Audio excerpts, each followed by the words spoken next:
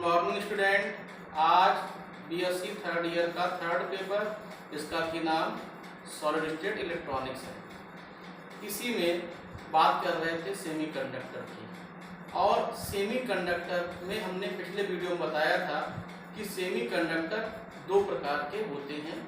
एक होता है इंट्रिंसिक सेमीकंडक्टर, दूसरा होता है एक्सट्रिंसिक सेमीकंडक्टर। इंट्रिंसिक सेमीकंडक्टर होता है प्योर सेमीकंडक्टर होता है, जिसमें किसी प्रकार की कोई भी इम्प्योरिटी नहीं मिली होती है। जबकि एक्सट्रिंसिक सेमीकंडक्टर जो है उसमें इम्प्योरिटी को मिलाया जाता है, और इम्प्योरिटी को मिलाते हैं तो एक्सट्रिंसिक सेमीकंडक्टर को दो भागों में डिवाइड कर सकते हैं। पहला एन टाइप, दूसरा पी टाइप। और एन टाइप में पेंटावेलेंट इम्प्योरिटी मिली होती है, यानी पंच संयोजी अशुद्धि मिली होती है, जबकि पी टाइप में ट्राइवेलेंट इम्प्योरिटी मिली होती है। ये हमने पिछले वीडियो में बताया था। उसी में बात करते हैं आज जो हमारा सेमीकंडक्टर का पहला भाग है, जिसका कि नाम है इंट्रिंसिक सेमीकंडक्टर। ये आज की हेडिंग है। क्या हेडिंग है? Intrinsic semiconductor. इसे कहते हैं निज या शुद्ध अर्धचालक। क्या है? निज या शुद्ध अर्धचालक। इसके नाम से ही स्पष्ट हो रहा है। शुद्ध मतलब क्या? प्योर फॉर्म में है। एक ऐसा सेमीकंडक्टर जो अपनी प्योर या ओरिजिनल फॉर्म में होता है, वो कहलाता है। देखिए, ऐसे पदार्थ होते हैं जिनमें किसी प्रकार कोई अशुद्धियां नहीं होती है। इसमें किसी प्रकार की कोई अशुद्धि नहीं होती है कि अगर थोड़ी सी मात्रा मिली हो उस समय ये प्योर सेमीकंडक्टर नहीं होगा। इसीलिए स्पष्ट रूप से दिया होगा कि कोई भी अशुद्धियां नहीं होती हैं। ठीक है, वो क्या कहलाते हैं? इंट्रिंसिक सेमीकंडक्टर कहलाते हैं। केवल हमारा जर्मेनियम, जिसका कि एटॉमिक नंबर कितना है? 32, व सिलिकॉन, जिसका एटॉमिक नंबर है 14, कि अपनी प्राकृतिक अवस्था में निज सेमीकंडक्टर कहलाते हैं। हमने पिछले वीडियो में बताया था सेमीकंडक्टर अलग अलग प्रकार के होते हैं, उनके पार्ट्स बताए थे, उदाहरण लिए। लेकिन जो हमारे जर्मेनियम और सिलिकॉन जो है, ये कैसे हैं? अपनी प्राकृतिक अवस्था में कैसे होते हैं? अपनी नेचुरल अवस्था में जो इंट्रिंसिक सेमीकंडक्टर कहलाते हैं। यानी कि जर्मेनियम सिलिकॉन क्या होता है? प्योर सेमीकंडक्टर होते हैं। ठीक है, ये दोनों आवर्त सारणी के चतुर्थ समूह में है। जो टेबल है, पीरियड टेबल है, उसके फोर्थ समूह में ये आते हैं। इसमें आते हैं फोर्थ समूह में आते हैं, तथा इनकी इलेक्ट्रॉनिक संरचना निम्नलिखित है। ये क्या है?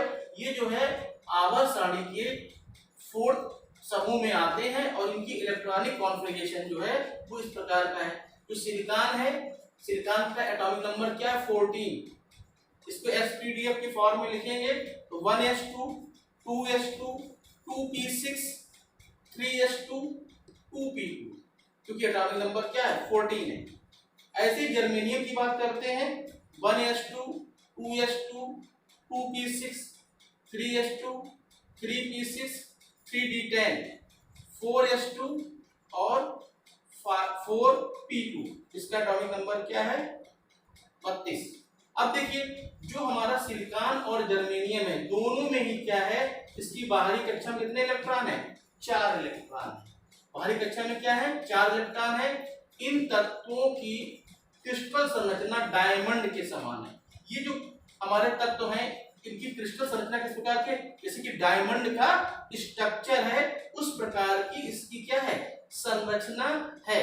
अब जब इसकी संरचना, ये देखिए बना हुआ है, इसको डायग्राम के रूप में भी यहाँ पे दिया हुआ है कि इसकी संरचना जो है डायमंड के रूप में है। डायमंड के रूप में क्यों है?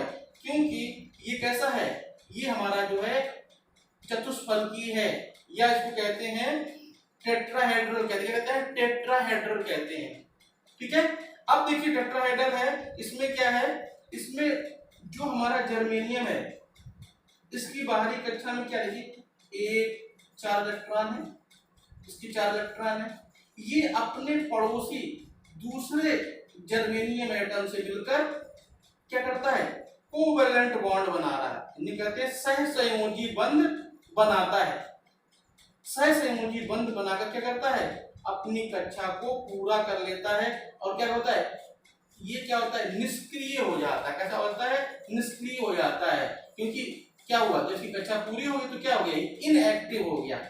इसके अलावा देखिए ये जो इलेक्ट्रॉन्स हैं, एक जर्मेनियम का ये, जर्मेनियम का ये, तो ये क्या कहलाएगा? Balance electron. हमने पहले ही बताया है जो हमारा सेमीकंडक्टर होता है उसमें बैलेंस इलेक्ट्रॉनों की संख्या जो होती है वो हमने बताया था 4 होती है। इसके अलावा देखिए जो ये बॉन्ड बने हुए इनको कहते हैं कोवैलेंट बॉन्ड, इसको हिंदी में क्या कहते हैं? सहसंयोजक बंध कहते हैं। क्या कहते हैं? सहसंयोजक बंध कहते हैं। ठीक है, यानी क्या है, ये अपने निकटतम जर्मेनियम है, इसकी बाहरी कक्षा में 4 इलेक्ट्रॉन है, ये अपने निकटतम दूसरे जर्मेनियम एटम से मिलकर अपनी कक्षा को पूरा करते हैं और पूरा करने के पश्चात क्या होते हैं? ये निष्क्रिय हो जाते हैं। अब देखिए 4 थे, 4 से क्या हो, तो संख्या क्या हो गई? 8 हो गई। जब 8 हो जाएगी तो क्या हो जाएगा? ये निष्क्रिय फॉर्म में हो जाएंगे। ठीक है, आगे बात करते हैं। सामान्य ताप पर या क्रिस्टल को गर्म करने पर इलेक्ट्रॉन मुक्त हो जाते हैं। देखिए या तो नॉर्मल टेम्परेचर पर या क्रिस्टल को गर्म करने पर क्या होता है? इलेक्ट्रॉन मुक्त हो जाते हैं और चालकता बढ़ जाती है। जब इसको गर्म करते हैं या सामान्य ताप पर रखते हैं तो क्या होता है? इसकी चालकता क्या होती है? बढ़ जाती है। क्या होती है? चालकता में वृद्धि होती है। क्योंकि यह चालकता बहुत कम है, क्या है? कंडक्टिविटी बहुत कम है, अतः इसका व्यवहारिक उपयोग नहीं है। इसकी चालकता में वृद्धि अगर होगी भी तो जो भी वृद्धि हो रही है वो वृद्धि क्या है? पर्याप्त नहीं, जिससे कि कोई रिजल्ट हम निकाल सके।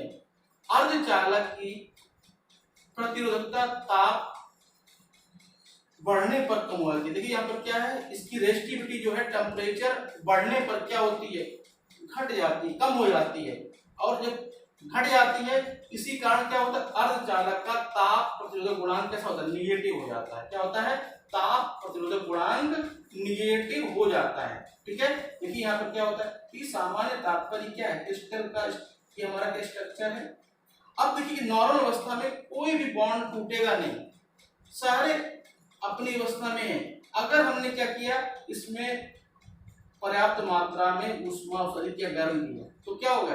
अगर एक बॉन्ड टूटा, देखिए अगर सपोज कीजिए एक ये बॉन्ड टूट गया तो ये टूट तो क्या होगा? कहीं दूसरी जगह शिफ्ट होगा, तब तक दूसरा इलेक्ट्रॉन क्या हो जाएगा? जैसे यहाँ पे वैकेंसी क्रिएट हुई तुरंत क्या हो जाएगा? दूसरा यहाँ पर इलेक्ट्रॉन वो यहाँ पर आके इसकी कक्षा को पूरा कर देगा। और ये प्रोसेस क्या होता है? बहुत तेजी से होता है। देखिए कुछ समय के लिए क्या होगा? यहाँ पर होल क्रिएट होगा और तुरंत ही क्या हो जाएगा? यहाँ पे इलेक्ट्रॉन हो जाएगा। कहने का मतलब ये है कि होल उत्पन्न होने पर उसके तुरंत पश्चात क्या होता है? इलेक्ट्रॉन वहां पर आकर उस कक्षा को पूरा कर देता है।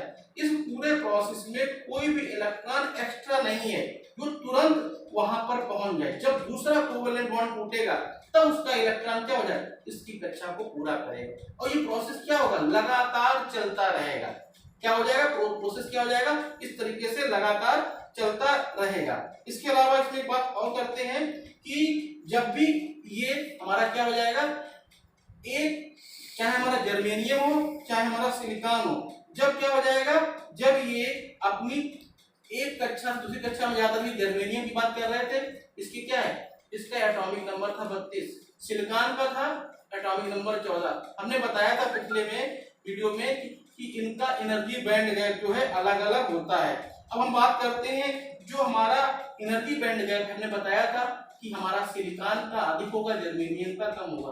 कहने का मतलब ये है कि इनके बॉन्ड को तोड़ने के लिए इसको, अगर जर्मेनियम है इसको 0.75 इलेक्ट्रॉन वोल्ट की आवश्यकता होगी। इसको बॉन्ड टूटने के लिए क्या हो जाएगा? 1.1 इलेक्ट्रॉन वोल्ट ऊर्जा की आवश्यकता होगी, तब कहीं जाकर ये बॉन्ड टूटेगा और उसके तुरंत। अब देखिए ये प्रोसेस में क्या होता है? समय अधिक लग जाता है। उसके अलावा क्या हमने बताया? इसकी कंडक्टिविटी बहुत कम है। अगर मुक्त इलेक्ट्रॉन उत्पन्न भी होंगे तो क्या हो जाए? चालकता बहुत अधिक नहीं बढ़ पाती, तो इसका कोई भी व्यवहारिक उपयोग नहीं है। ठीक है, तो आज के वीडियो में क्या बात की? हमने बात की इंट्रिंसिक सेमीकंडक्टर क्या होता है। हमने बताया एक प्योर सेमीकंडक्टर होता है जिसमें किसी प्रकार की कोई भी अशुद्धि नहीं होती है।